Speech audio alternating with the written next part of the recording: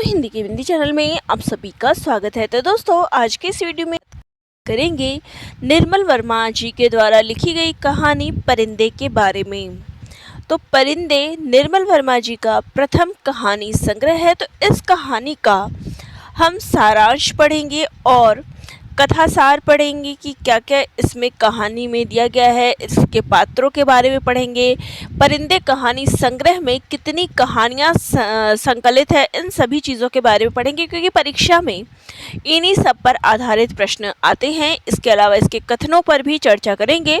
और next video में अगर मैं बात करूं तो हम चर्चा करेंगे इसमें से कौन कौन से प्रश्न प्रीवियस ईयर में पूछे गए हैं, क्योंकि प्रीवियस ईयर के पेपर भी करने ज़रूरी होते हैं। तो ये था प्रश्नों के बारे में। चलिए अब हम इसके कहानी पर आते हैं। कहानी इसमें क्या है, कई लोगों को इसकी कहानी समझने में कठिनाई होती है, तो आज मैं बिल्कुल सरल शब्दों में इसकी कहानी जो है आप सभी को बताने वाली हूँ।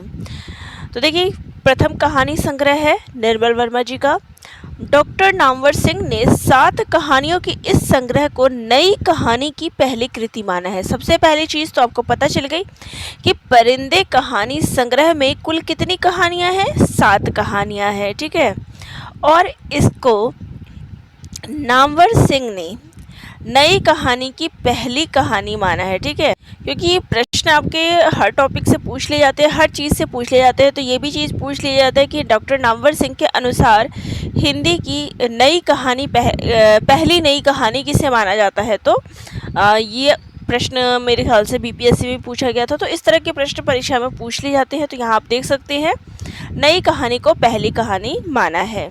वर्मा जी की इस कहानी परिंदे की दुनिया स्वतंत्र भारत के तत्काल भारत की मध्यवर्गीय दुनिया है। तो स्वतंत्रता के बाद जो दुनिया है, जो परिवेश चला है, उसके बारे में इसमें चर्चा है। ये किस प्रकार की कहानी है, तो ये एक संवेदना प्रधान कहानी है। इसमें अवसाद, स्मृति, अतीत प्रेम, विरक्ति, अकेलापन, अजनबीपन तथा बेगानापन दिखाई देता है। तो ये कहानी किस पर आधारित है, इसकी विषय वस्तु क्या है, यहाँ से आप देख सकते हैं, ठीक है। चलिए अब बात करते हैं इस कहानी के बारे में। तो निर्मल वर्मा को प्रायः स्मृति का कहानीकार माना गया है। 1956 ईस्वी में परिंदे कहानी का प्रकाशन होता है। देखिए 1959 है, ठीक है। इसी नाम से उनका कहानी संग्रह भी है। देखिए, परिंदे कहानी की बात हो रही है, यहाँ पे कहानी संग्रह की बात नहीं हो रही है। तो कहानी का जो प्रकाशन है वो कब हुआ है, 1956 में, ठीक है। लेकिन ज़्यादातर अगर परीक्षा में पूछा जाता है तो आप 1959 ही मार्क करेंगे, ठीक है। इसी नाम से उनका कहानी संग्रह भी है जिसमें कुल 7 कहानियाँ। हालांकि आप दोनों याद रख ले, अगर आपसे कहानी पूछा जा रहा है तो आप देख लीजिए, कहानी संग्रह पूछा जा रहा है तो देख लीजिए, ठीक है। कहानी का प्रकाशन 1956 है और कहानी संग्रह की बात कर ले तो 1959 है, ठीक है। जिसमें कुल 7 कहानियाँ हैं। कौन कौन सी है, अंधेरे में, तीसरा गवाह, डायरी का खेल, माया का मर्म, पिक्चर पोस्ट कार्ड, सितंबर की एक शाम, और इस संग्रह की अंतिम कहानी परिंदे है। तो कई बार पूछ लेते हैं कि परिंदे जो है वो कितने नंबर पे है, तो परिंदे अंतिम कहानी है, ठीक है। इसके अलावा इनके और कहानी संग्रह कौन से हैं निर्मल वर्मा जी के, देखिए परिंदे इनकी पहली कहानी संग्रह है 1959, जलती झाड़ी 1965, पिछली गर्मियों में 1968, बीच बहस में 1973, छुट्टियों के बाद वीकेंड, 2 घर, बीच बहस में, ये है, ठीक है। मेरी प्रिय कहानियाँ 1973, दहलीज, परिंदे, अंधेरे में 1.5 इंच, ये उनकी प्रिय कहानियाँ हैं, ठीक है। ऊपर, अंतर, लंदन की एक रात और जलती झाड़ी। फिर है प्रतिनिधि कहानियाँ 1988 ईस्वी, कौवे और काला पानी 1983 ईस्वी, सूखा तथा अन्य कहानियाँ 1995, 11 लंबी कहानियाँ जिसमें परिंदे, अंधेरे में, लंदन की एक रात, पिछली गर्मियों में, बीच बहस में, 2 घर, दूसरी दुनिया, सुबह की सैर, कौवे और काला पानी, सूखा, बुखार, ये इनकी कहानियाँ इसमें संकलित है 11 लंबी कहानियों में। फिर 10 प्रतिनिधि कहानियाँ, तो ये इनके कहानी संग्रह है। चलिए अब बात करते हैं परिंदे कहानी के प्रमुख पात्रों के बारे में। लतिका इस कहानी की नायिका है और इसके अलावा इस कहानी की केंद्र बिंदु यही है। लतिका पर ही संपूर्ण कहानी आधारित है। सुधा हॉस्टल में सबसे लोकप्रिय लड़की है, ठीक है। जूली हॉस्टल की लड़की है जिसका प्रेम पत्र लतिका के हाथ लग गया है। तो ये दोनों हॉस्टल की लड़कियां हैं, ठीक है। नेक्स्ट है करमुद्दीन हॉस्टल का नौकर है, मिलिट्री में अर्दली रह चुका है, ठीक है। नेक्स्ट है डॉक्टर मुखर्जी, आधे बर्मी थे। कुछ लोगों का कहना था कि बर्मा से आते हुए रास्ते में उनकी पत्नी की मृत्यु हो गई थी, लेकिन इस संबंध में निश्चित रूप से कुछ कहा नहीं जा सकता क्योंकि डॉक्टर स्वयं कभी अपनी पत्नी की चर्चा नहीं करते। इन्हें फिलोसफाइज करने की आदत थी। तो ये डॉक्टर मुखर्जी के बारे में है, उनका किस प्रकार का स्वभाव था या उनका जीवन था इसके बारे में है। चलिए फिर बात करते हैं मिस्टर ह्यूबर्ट के बारे में। ये एक संगीत शिक्षक हैं, पियानो बहुत मन से बजाते हैं, लतिका से प्रेम करते हैं, भावों की याचना से भरा हुआ प्रेम पत्र भी लिख चुके थे लतिका को, ठीक है। इसके अलावा प्रिंसिपल मिस वुड है, पोपला मुंह, आंखों के नीचे झूलती हुई मांस की थैलियाँ, जरा जरा सी बात पर चिढ़ जाना, कर्कश आवाज में चीखना और सब उसको ओल्ड मेड कहकर पुकारते हैं, ठीक है। नेक्स्ट है गिरीश नेगी, कुमाऊं रेजिमेंट में कैप्टन था जिससे लतिका प्रेम करती थी। इसके अलावा एडमंड फादर है, ठीक है। चलिए अब इसकी कहानी पे आते हैं। इसका कहानी क्या है, इसकी कहानी का सारांश करें तो परिंदे कहानी संग्रह की ये अंतिम कहानी है और इसका शीर्षक क्या है, प्रतीकात्मक है। प्रतीक के रूप में प्रयोग किया गया है जिसमें आधुनिक मानव की नियति को पकड़ने की कोशिश की गई है, जहां सभी मनुष्य किसी न किसी के लिए प्रतीक्षित है। यानी कि सभी इस पात्र के जितने इस कहानी के जितने पात्र हैं सभी आपको प्रतीक्षा करते ही दिखेंगे, ठीक है। तो सभी किसी न किसी इंतज़ार में हैं। कहानी की नायिका इस कहानी का केंद्र बिंदु है लतिका।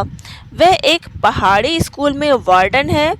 वह कुमाऊं के कॉन्वेंट स्कूल में शिक्षिका भी है। मिस्टर ह्यूबर्ट, डॉक्टर मुखर्जी और मिस वुड आदि उसके साथ उस स्कूल में शिक्षक है। कहानी में उस समय का जिक्र है जब सर्दी की छुट्टियां होने वाली है और हॉस्टल खाली होने का समय आ गया है। पिछले तो कहानी की जो शुरुआत है वो यहीं से होती है कि सर्दी की छुट्टियां होने वाली है, सभी अपने अपने घर जा रहे हैं और हॉस्टल खाली होने का समय आ गया है। लेकिन जो लतिका है वो पिछले 2-3 सालों से हॉस्टल में ही रह रही है, यानी वो सर्दी की छुट्टियों में भी कहीं नहीं जाती है और डॉक्टर मुखर्जी भी छुट्टियों में कहीं नहीं जाते। तो डॉक्टर जो थे वो सर्दी गर्मी में सभी मौसम में यहीं रहते थे।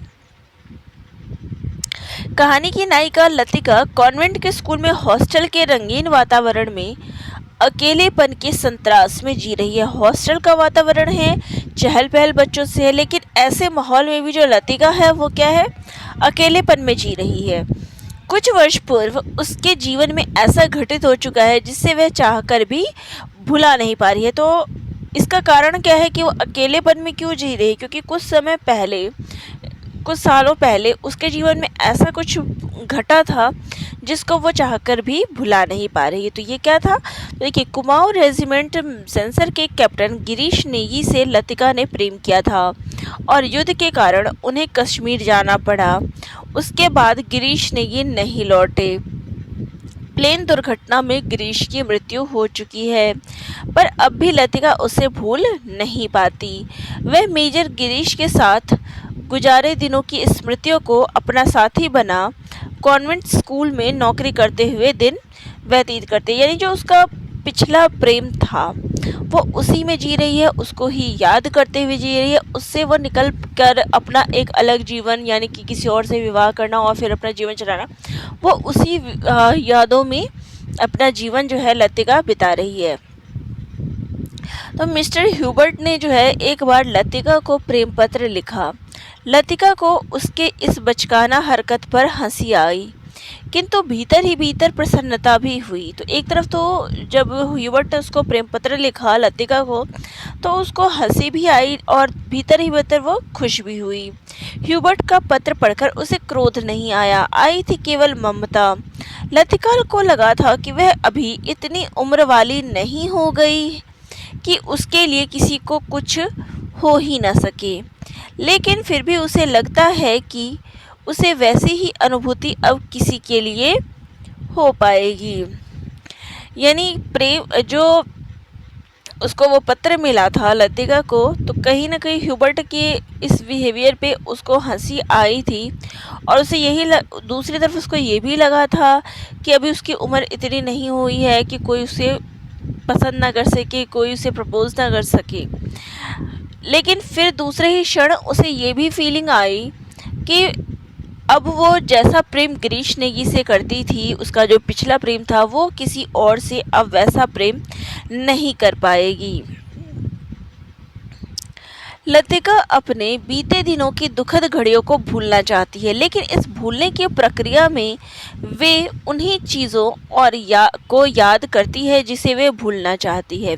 तो एक तरफ तो वो उन चीज़ों को भूलना चाहती है, लेकिन अगर भूलने जाती है तो वो चीज़ें उसको और ज़्यादा याद आने लगती है। इस तथ्य को वो समझती भी है। लतिका को लगा कि जो वह याद करती है वही भूलना भी चाहती है, लेकिन सचमुच भूलने लगती है तब उसे भय लगता है जैसे कोई उसकी किसी चीज़ को उसके हाथों से छीने जा रहा है, ऐसा कुछ जो सदा के लिए खो जाएगा। तो जब वो भूलना चाहती है तो उसको ये भी लगता है कि अगर मैं उसको भूल गई तो हमेशा के लिए उसकी याद जो है उसके पास से चली जाएगी, तो इस कारण वो उसको भूल भी नहीं पा रही है। डॉक्टर मुखर्जी परिंदे का सर्वाधिक जीवंत पात्र है, लेकिन मानव नियति के वे भी लतिका की तरह शिकार है। पहाड़ी जीवन एवं प्रैक्टिस के बारे में मिस वुड से वह कहता है, प्रैक्टिस बढ़ाने के लिए कहाँ कहाँ भटकता फिरूंगा मिस वुड, जहाँ रहो वहीं मरीज मिल जाते हैं। यहाँ आया कुछ दिनों के लिए, फिर मुद्दत हो गए और टिका रहा। जब कभी जी उबेगा कहीं चलता जाऊंगा। जड़ें कहीं नहीं जमती तो पीछे भी कुछ नहीं छूट जाता। मुझे अपने बारे में कोई गलत फहमी नहीं है मिस वुड, मैं सुखी हूँ। डॉक्टर मुखर्जी का एक दूसरा रूप भी है, जब वे कहते हैं कि लतिका तो बच्ची है, मरने वाले के साथ मरा थोड़ी ही जाता है। तो दूसरी तरफ वो लतिका के बारे में यही कहते हैं कि जब वो अपने प्रेमी को भुला नहीं पाती कि वो तो बच्ची है, कि जो मर गया उसके साथ मरा थोड़ी जाता है, यानी अपना जीवन बर्बाद थोड़ी किया जाता है। ह्यूबर्ट अपने हृदय की संपूर्ण भावनाओं के साथ लतिका को प्रेम करता है। लतिका के अचेतन मन में भी ह्यूबर्ट के प्रति सहानुभूति और आकर्षण है। कहानी में यह तथ्य भी बाहर आता है। ह्यूबर्ट के स्वर में व्यथा की छाया लतिका से छिपी न रह सकी। बात को टालते हुए उसने कहा, आप तो नाहक चिंता करते हैं मिस्टर ह्यूबर्ट। आजकल मौसम बदल रहा है, अच्छे भले आदमी तक बीमार हो जाते हैं। ह्यूबर्ट का चेहरा प्रसन्नता से दमकने लगा। उसने लतिका को ध्यान से देखा। कहानी में अपने परिवार से छूटा हुआ डॉक्टर भी अकेला है। वह कहानी के प्रेमी चरित्रों के बीच हल्का फुल्का संबंध सूत्र बनकर ही मूल संवेदना के साथ जुड़ता है। जिस दिन मिस्टर ह्यूबर्ट लतिका से माफ़ी मांगते हैं, उसी रात ह्यूबर्ट मुखर्जी उसे अचेतन अवस्था में मिलते हैं। मिस्टर ह्यूबर्ट बेहोशी में यही बड़बड़ाते रहते हैं, in a back lane of the city there is a girl who loves me. Hubert हिचकियों के बीच गुनगुना उठता था, परिंदे टूटे हुए प्रेम के प्रतीक हैं। तो वो लतिका से माफ़ी मांगते हैं अपने बिहेवियर के ऊपर, जो उन्होंने बिहेव किया था इन सब के ऊपर, लेकिन उसी रात क्या है वो अचेतन अवस्था में भी मिलते हैं और अपने जो बेहोशी की जो उनकी अवस्था होती है, अचेतन अवस्था होती है, उसमें भी वो बड़बड़ाते रहते हैं।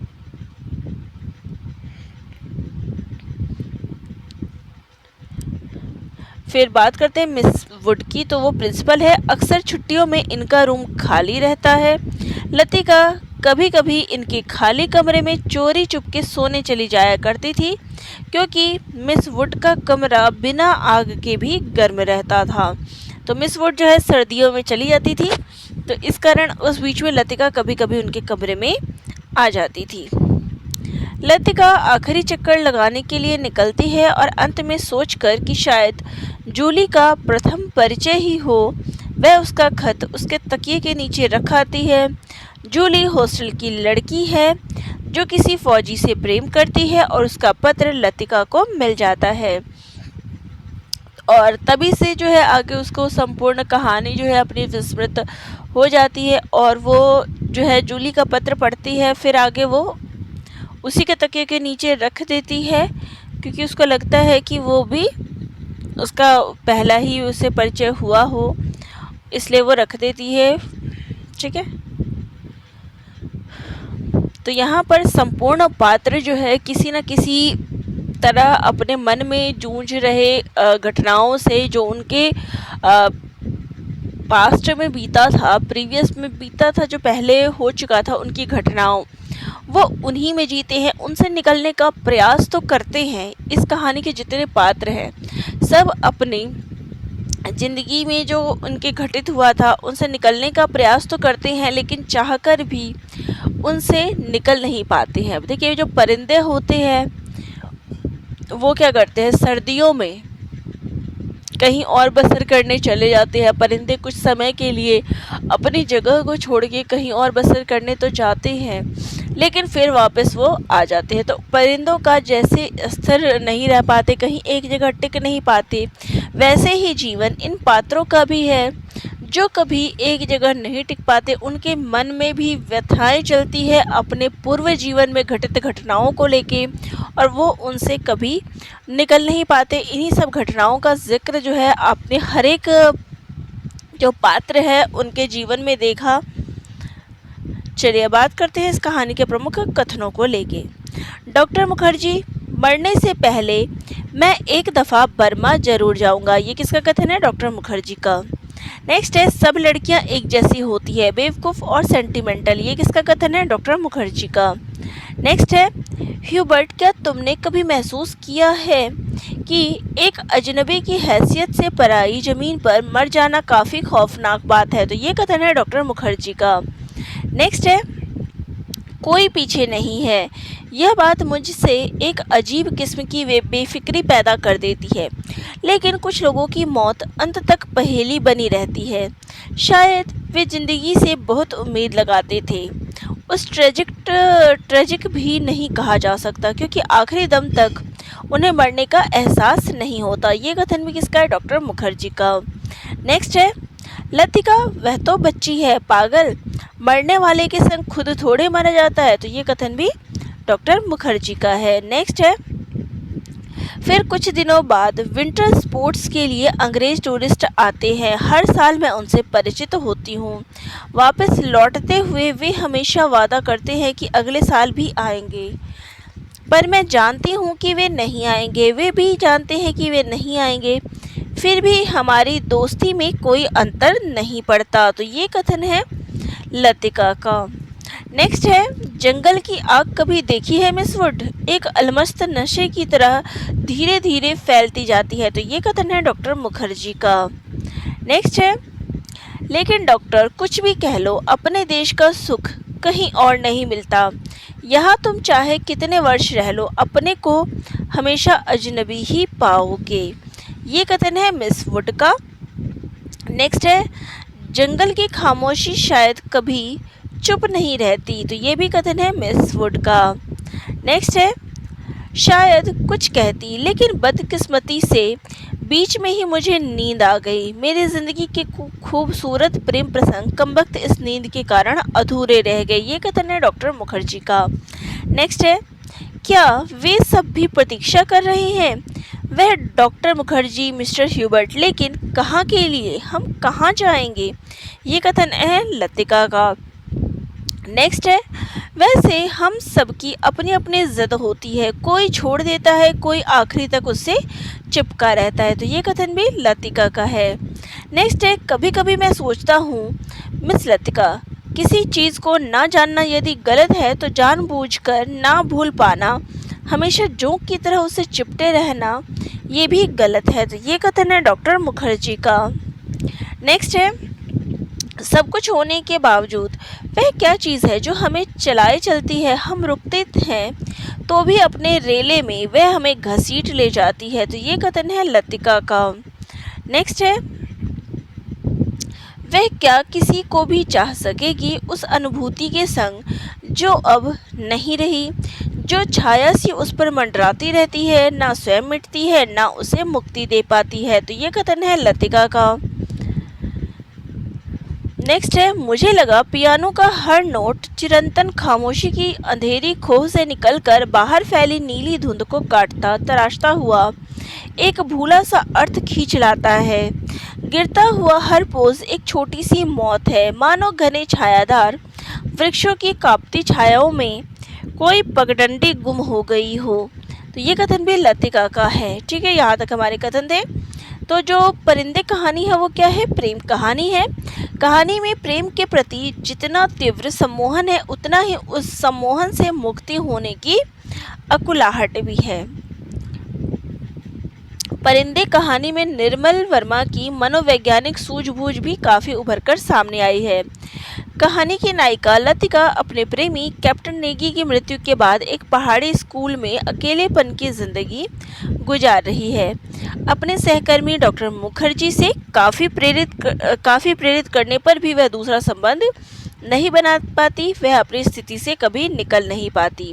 तो ये लतिका की स्थिति है कि उसको कितना भी समझाया गया, डॉक्टर मुखर्जी ने उसको काफ़ी ज़्यादा इस विषय पर प्रेरित किया, उसको जीवन जीने के लिए, आगे बढ़ने के लिए कहा, लेकिन वो उस परिस्थिति से बाहर नहीं निकल पाई।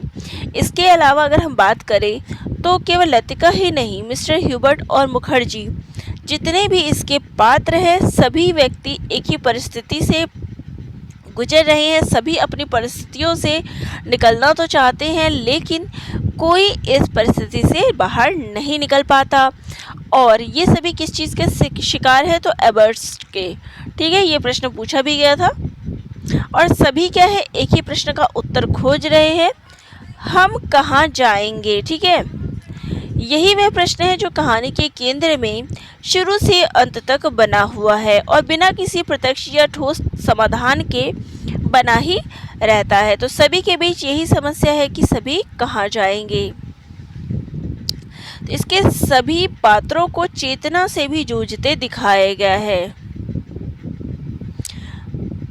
तो वो अपनी चेतना में, पुरानी यादों में, और इसके अलावा कि वो कहाँ जाएंगे, इस स्मृति में ही सभी जो है डूबे हुए हैं। सभी का कोई ठिकाना जो है नहीं है, क्या करेंगे क्या नहीं करेंगे। तो जूझते हुए पात्रों की ये कहानी है जो अपनी परिस्थिति से बाहर निकलना तो चाहते हैं लेकिन निकल नहीं पाते हैं।